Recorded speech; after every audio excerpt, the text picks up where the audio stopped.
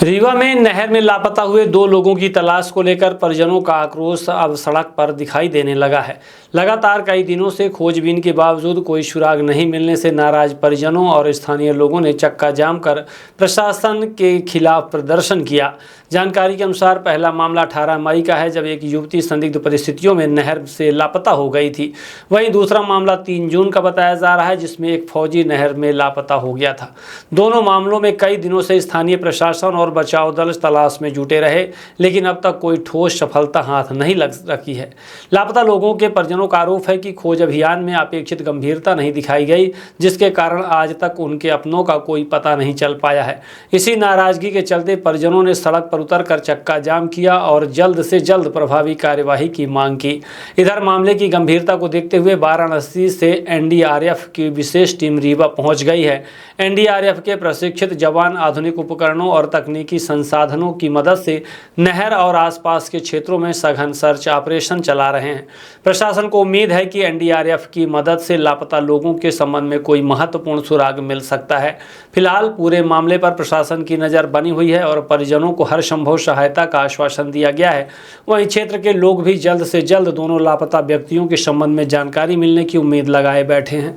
अब देखना होगा कि एनडीआरएफ का यह अभियान कितना सफल साबित होता है और परिजनों को अपने सवालों का जवाब कब तक मिल पाता है।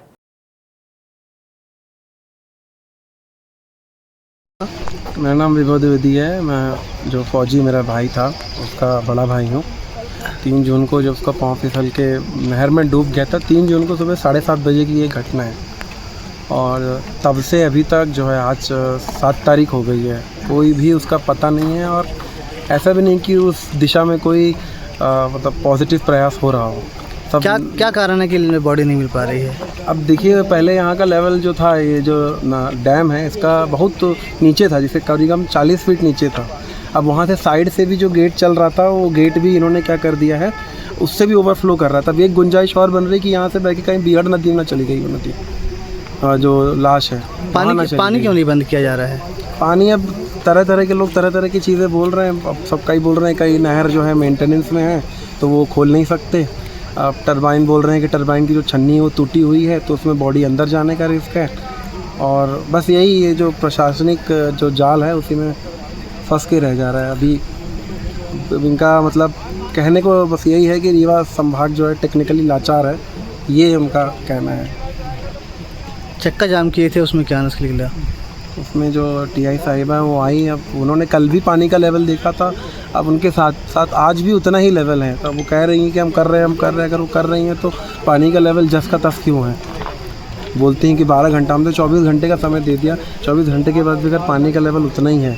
कितने दिन हो गए आज से? आज से आप लगा सकते 3 तारीख से कम से कम 5 दिन तो हो ही गए। 5 दिन हो गए।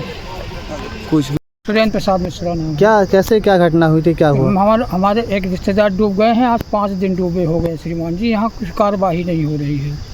आज चक्का जाम किए थे, क्या कारण जी? चक्का जाम किए थे। क्या निष्कर्ष निकला उसका? मैडम आए तो खुलवा दिए, वो तो हम करवाते हैं, लेकिन निष्कर्ष कुछ नहीं निकल रहा है। पानी कम नहीं हो रहा है? पानी बिल्कुल 150 फुट है और वो लोग कह रहे हैं कि 40-50 फुट करवाइए तब हम रेस्क्यू कर पाएंगे। नहर क्यों नहीं बंद करी जा रही है? रेस्क्यू मैडम जी बोल रही हैं कि हम कह दिए हैं, लेकिन मौके में कुछ नहीं दिखता है। आज 5 दिन हो गया, अभी तक बॉडी नहीं मिली। अब क्या करेंगे आप लोग, क्या चाहते हैं? हम यही है कि पानी कम हो जाए और जिससे बॉडी मिल जाए श्रीमान।